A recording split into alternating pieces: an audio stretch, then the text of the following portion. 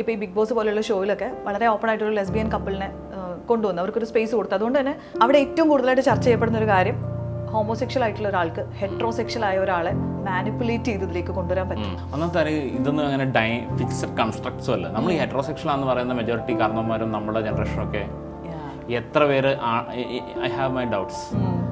എൻ്റെ കാര്യത്തിൽ എനിക്ക് ഡൗട്ട്സ് ഉണ്ട്, എല്ലാവരുടെയും കാര്യത്തിൽ എനിക്ക് ഡൗട്ട്സ് ഉണ്ട്. കാരണം ഇപ്പോൾ കുഴിമന്തി അല്ലെങ്കിൽ ഇപ്പോൾ കുനാഫ ഒരു വട്ടം കഴിച്ചാലല്ലേ അതറിയാൻ പറ്റത്തുള്ളൂ എന്ന് പറഞ്ഞ പോലെ നമുക്ക് ആ ഒരു സ്ട്രീക്ക് അനുഭവിക്കാതെ നമ്മൾ അതിനകത്തിട്ട് അപ്പോൾ സംടൈംസ് ഇപ്പോൾ സോ കോൾഡ് ഹെട്രോസെക്ഷൽ എന്ന് പറയുന്ന ഒരാളോട് അട്രാക്ഷൻ തോന്നുമ്പോൾ അയാൾ അത് റെസിപ്രോക്കേറ്റ് ചെയ്യാം.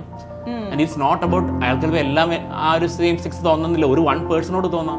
ഓക്കെ, അങ്ങനെ അത് ഫ്ലെക്സിബിൾ ആൻഡ് ഡൈനാമിക്. നമ്മൾ ഓരോ പേരിട്ട് വിളിച്ചെന്ന് വെച്ചാൽ ആ പേരിനകത്ത് നേച്ചറിന് നിൽക്കണമെന്നില്ലല്ലോ. സോ അത്രയ്ക്കും രസമാണെന്ന് ഞാൻ പറഞ്ഞ ഈ സംഭവമൊക്കെ ഭയങ്കര യുണീക്ക്ലി കളേർഡാണ്. ചിലപ്പോൾ എനിക്ക് ചിലപ്പോൾ ഒരു പുരുഷനോട് അതിയായ അട്രാക്ഷൻ തോന്നാം എന്ന് വെച്ചാൽ എനിക്ക് എല്ലാ പുരുഷനോടും അട്രാക്ഷൻ വേണമെന്നില്ല. ഞാനത് ലേബൽ ചെയ്യാൻ ശ്രമിക്കുമ്പോഴല്ലേ ഒരു പ്രശ്നം.